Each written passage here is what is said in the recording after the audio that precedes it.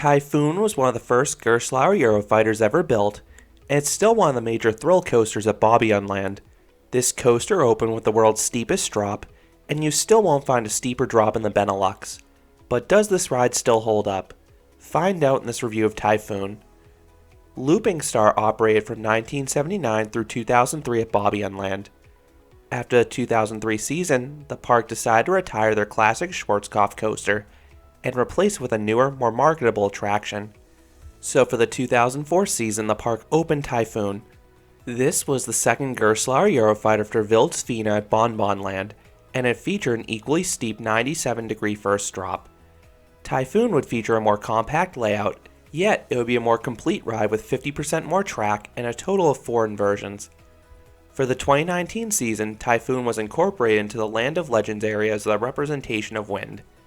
No theming was added to the ride itself, but the queue line received some statues. While this is cool, the reconfigured queue line made the ride's entrance pretty tricky to find. For the first 15 years of operation, the entrance was adjacent to the load platform. This is where Speedy Pass guests board today. Now, you need to walk all the way past the attraction to enter the Land of Legends plaza to enter the queue line, which then sends you back in the direction from which you came. Like most Eurofighters, this coaster features small trains comprised of 2 rows of 4, seating a total of 8 riders per train.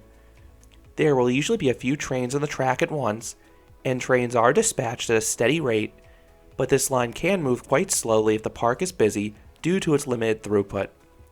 I don't have a preference where I sit on this one, but you can wait the extra train for the front row if you want that unobstructed view. Riders are restrained by over-the-shoulder restraints.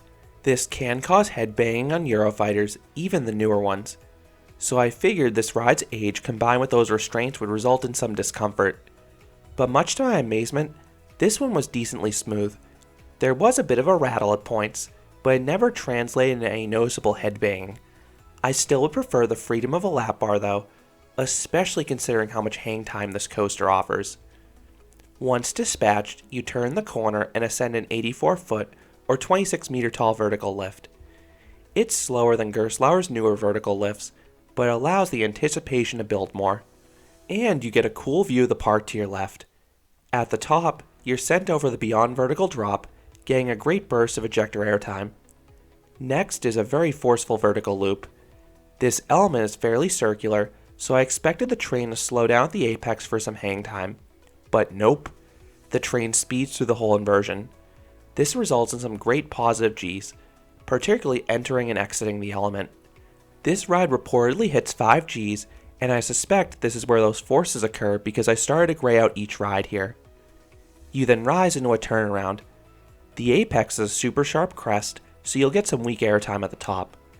You then round what's essentially a hairpin turn and pass through a mid-course brake run.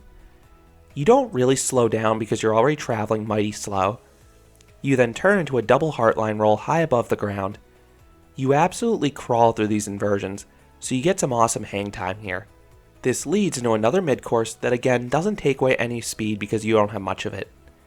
You then sharply twist downwards and head into another turnaround. Neither maneuver offers any airtime, but the latter has barely any banking, so you will get some laterals at the top. You then slowly pass through another mid-course and head down the shallow incline towards a helix. This 540-degree upwards helix offers some nice positives at the start, but it peters out as you rise into yet another mid-course. The middle part of this ride is a bit of a lull, but Typhoon has one more top-notch element remaining. Next is the 4th and final inversion, yet another heartline roll. This one is equally as slow and chock full of hang time as the first 2. The element immediately leads into a 540-degree downwards helix this time. You get some okay force towards the start of it, but the end of it gets wider and flares outwards, reducing the Gs. You then hit what you think is the final brake run, but Typhoon then oddly has this little dip downwards before hopping into what actually is the final brake run. I assume this was to add another block zone, but this weird sequence seems like a prime spot to valley because you have so little speed. This ends the 2,198-foot or 670 meter long coaster. So what would I rate Typhoon? I would give this Eurofighter a 7 out of 10. This is a pretty good ride. Despite the over-the-shoulder harnesses, the ride tracks quite smoothly. Then the ride has some good elements too. I love the airtime on the first drop, the intense positives on the vertical loop, and all the hang time on the Heartline rolls. The middle section lets its foot off the gas, but it ultimately is a solid Eurofighter. Fury is now the star at Bobbejaanland, but Typhoon still has its merits. So those are my thoughts on Typhoon at Bobbejaanland. What do you think about one of the earliest Eurofighters? Let me know down below. If you enjoyed this review, I'd appreciate it if you gave this video a like, and you considered subscribing, because there'll be a lot more roller coaster and amusement park videos here at Canopy Coaster. Thanks for watching.